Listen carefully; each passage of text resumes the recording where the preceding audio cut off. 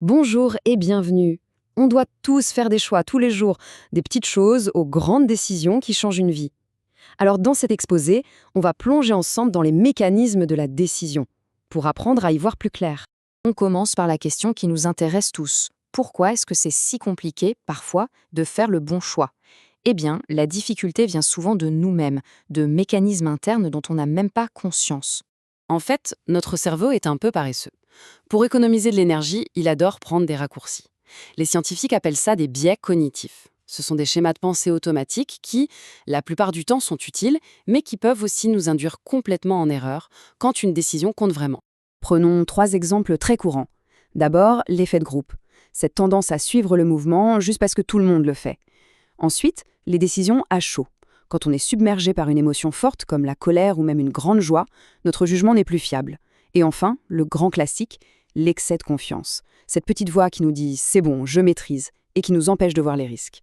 Et ça, c'est vraiment le point le plus important à retenir. L'objectif n'est pas d'avoir une boule de cristal pour garantir un résultat parfait. C'est impossible.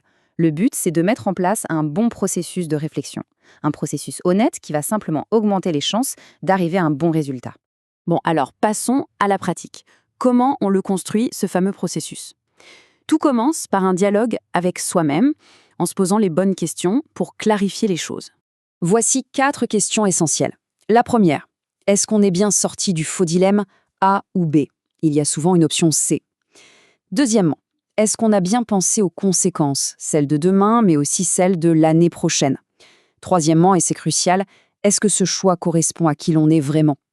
Et enfin, cette projection dans le futur, s'imaginer dans un an, aide énormément à prendre du recul.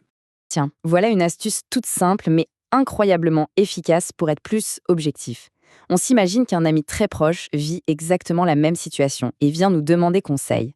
Spontanément, le conseil qu'on lui donnerait est souvent bien plus sage que la décision qu'on s'apprêtait à prendre pour soi-même. Souvent, nos décisions impliquent d'autres personnes. Il ne suffit donc pas de bien décider, il faut aussi savoir communiquer son choix de la bonne manière. C'est tout l'enjeu de ce qu'on appelle l'assertivité. L'assertivité, c'est vraiment le chemin du milieu.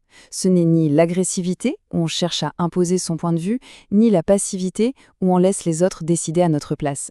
C'est cet équilibre fragile qui permet de se faire respecter, tout en respectant les autres. Quand on compare les 3 styles, le résultat est sans appel. La passivité mène à la frustration. L'agressivité peut donner l'impression de gagner sur le moment, mais sur le long terme, elle brise la confiance. Seule l'approche assertive permet de construire des relations saines et de trouver des solutions qui fonctionnent pour tout le monde. Alors, comment on fait concrètement? La méthode OSBD est un outil génial pour ça.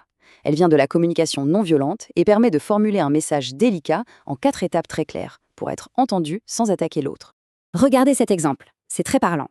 L'observation est factuelle, personne ne peut la contester. Le sentiment est personnel, il nous appartient. Le besoin est universel, tout le monde a besoin de respect. Et la demande, c'est une porte ouverte, une proposition. C'est une formule vraiment puissante. Bien, maintenant qu'on a vu la théorie, passons à une boîte à outils très concrète, avec des stratégies simples à appliquer au jour le jour pour prendre de meilleures décisions. Première stratégie, très visuelle, faire une simple liste des pour et des contre pour chaque option. Mais l'astuce, c'est de ne jamais s'arrêter à 2 options. Il faut toujours se forcer à trouver une 3e voie, une option C, celle à laquelle on n'avait pas pensé au début. Deuxième outil, le thermomètre émotionnel. C'est une règle toute simple. Avant de décider, on prend 1 seconde pour évaluer son état intérieur sur une échelle de 1 à 10. Si l'émotion est trop intense, disons au-dessus de 7, la règle est simple, on ne décide rien. On fait une pause, on attend que ça redescende. Et si on se trompe, malgré tout, la 3e stratégie, c'est de changer notre regard sur l'erreur. Une erreur, ce n'est pas une faute grave, c'est une information, c'est une occasion d'apprendre. La seule question qui vaille est « Ok, qu'est-ce que j'ai appris et comment je peux m'en servir pour la suite ?» On arrive à la fin de notre parcours. Si l'on devait résumer tout ça en quelques grands principes, quelles seraient les règles d'or à garder en tête? Les voici. 1. Ne jamais décider dans l'urgence ou l'émotion. 2. Toujours chercher plus de 2 options. 3. Communiquer clairement avec la méthode OSBD. 4. Se rappeler que dire non est un droit. Et 5. Voir chaque erreur comme une leçon, pas comme un échec. On termine sur cette très belle citation de la chercheuse Brené Brown. Elle nous rappelle une chose essentielle, la bienveillance envers soi-même. Prendre de bonnes décisions, ce n'est pas une science exacte, c'est un cheminement. Alors, la vraie question pour finir, c'est peut-être quelle est la toute petite chose que l'on pourrait commencer à appliquer dès aujourd'hui ?